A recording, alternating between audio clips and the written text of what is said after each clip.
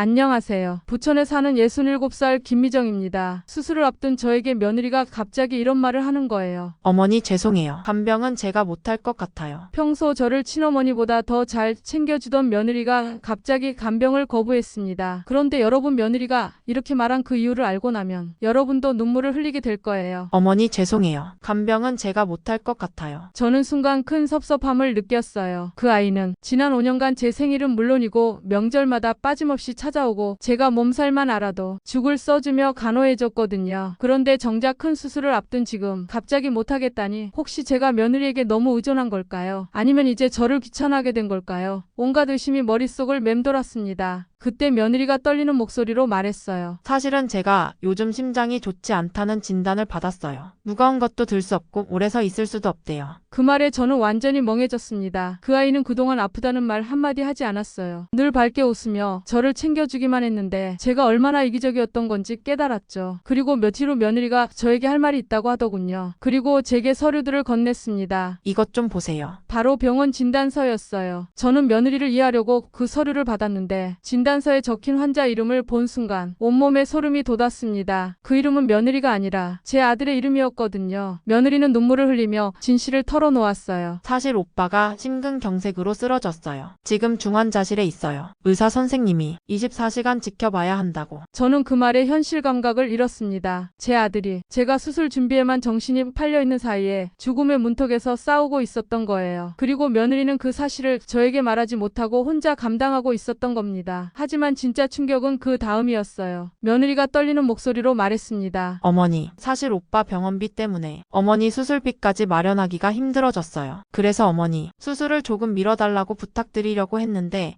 너무 죄송해서 말씀을 못 드렸어요. 며느리는 혼자서 남편의 생명을 구하고 동시에 제 수술비까지 마련하려고 애쓰고 있었던 거예요. 그런데 저는 그런 며느리를 원망하고 있었던 겁니다. 저는 그 자리에서 며느리를 꼭 안아주며 말했어요. 며느라, 내 수술은 미뤄도 돼. 우리 아들부터 살리자. 그리고 제가 평생 모아둔 적금을 모두 꺼내서 아들 치료비에 보탰습니다. 한 달 후 기적적으로 아들이 깨어났어요. 며느리는 그제야 펑펑 울면서 저에게 고마워했죠. 어머니가 아니었다면 오빠를 잃을 뻔했어요. 지금 생각해보니 며느리는 처음부터 끝까지 가족을 위해 희생하고 있었던 거예요. 제가 원망할 일이 아니라 고마워해야 할 일이었죠. 진정한 가족의 의미를 깨달았습니다. 가끔은 겉으로 보이는 것과 진실이 다를 수 있어요. 성급하게 판단하기 전에 상대방의 진심을 알아보려 노력해야겠다고 다짐했습니다.